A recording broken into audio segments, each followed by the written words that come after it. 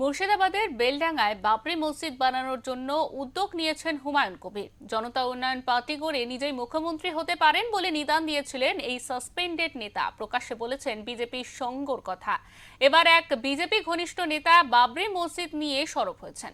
বাবরির নাম নিয়ে আপত্তি, মসজিদ নিয়ে নয়, এমনটাই জানিয়েছেন পদ্মশ্রী প্রাপ্ত কার্তিক মহারাজ। তার বক্তব্য, অন্য নামে আপত্তি নেই, তবে বাবরি নামে আছে।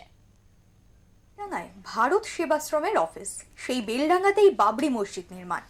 অযোধ্যায় বাবরি মসজিদ ভাঙা অভিযান এসবের নেপথ্যে ঘোষিত কাণ্ডারি সবই জনসমক্ষে প্রকাশিত।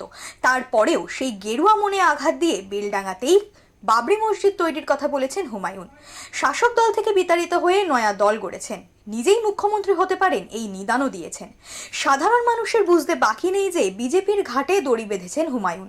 এবার এক বিজেপি ঘনিষ্ঠ নেতাই বাবরি মসজিদ নিয়ে সরব হয়েছেন, পদ্মশ্রী প্রাপ্ত কার্তিক মহারাজ। তার মন্তব্য, অন্য নামে আপত্তি নেই, তবে বাবরি নামে আছে, কারণ এই নামের সঙ্গে জড়িয়ে রয়েছে 500 বছরের সংঘর্ষের ইতিহাস।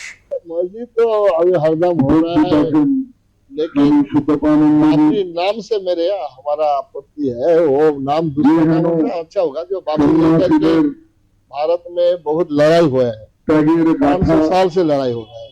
ये मस्जिद होना चाहिए, नाम भी नहीं। तैयार करने के लिए हमारा कोई आपत्ति नहीं है।